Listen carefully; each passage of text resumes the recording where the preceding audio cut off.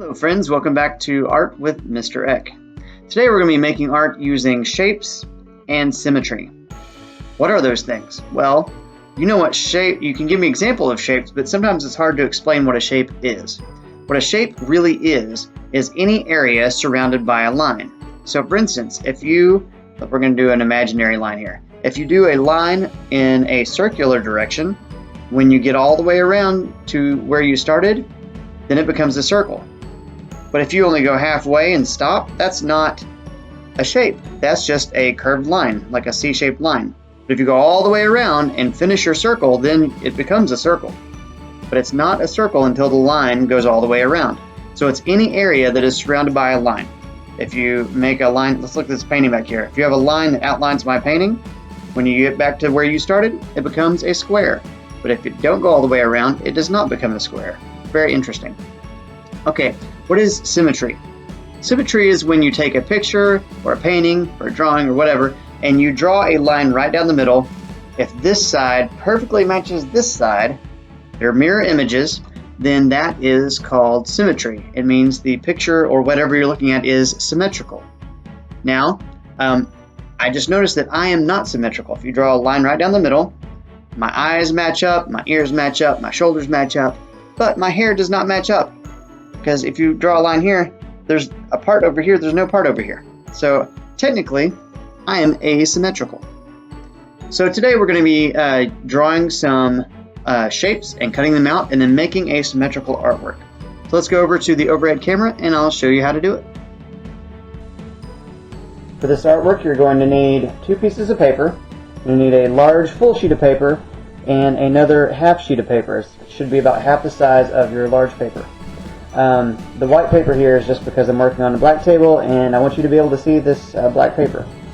So we are not going to draw or cut anything on the black paper, okay? Do not cut this one.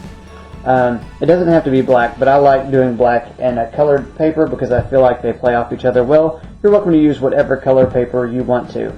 Your background color paper can be white, it's fine. So you need a full piece of paper, whatever color you want, and another piece of paper that's half the size of a different color. Next, I'm going to draw 4 to 5 large shapes that fill up my green paper here. And the shapes need to touch the outside of the square. So, for instance, I'm going to start off with a circle. See how the circle goes off the page? Your shapes need to go off the page. And I'm going to do a long rectangle that goes right to the corner. I think that'll be fun. I'm trying to fill up my whole space with shapes. I'm going to do a triangle over here and a square like this that goes off the page over here.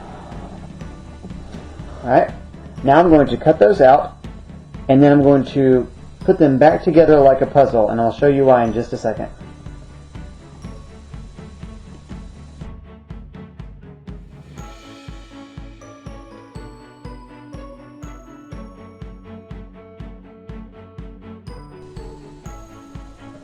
Now that I have cut out my shapes, I put the background, let's call this green part the background, back in place on the black background on the right side.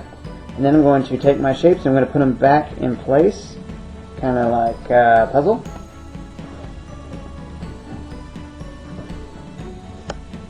Now we're going to make this symmetrical. Alright, so I'm going to hold down this side of the background of my green paper.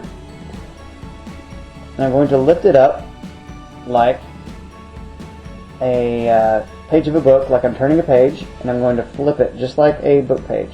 And when you do that, the shapes will stay here, pretty much in the right place, and the background will flip, and it should be a mirror image. I've got a long rectangle in this corner. The mirror image would be this corner, not here. It's got to be the opposite.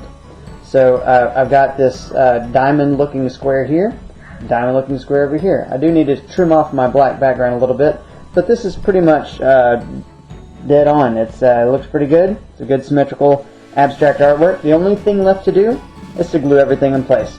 So when you do that, just take one piece at a time, put some glue stick down and stick it back down. Go one at a time so you don't lose where everything goes, and then your artwork will be complete. Alright, I hope you guys enjoyed this lesson, and I will see you next time.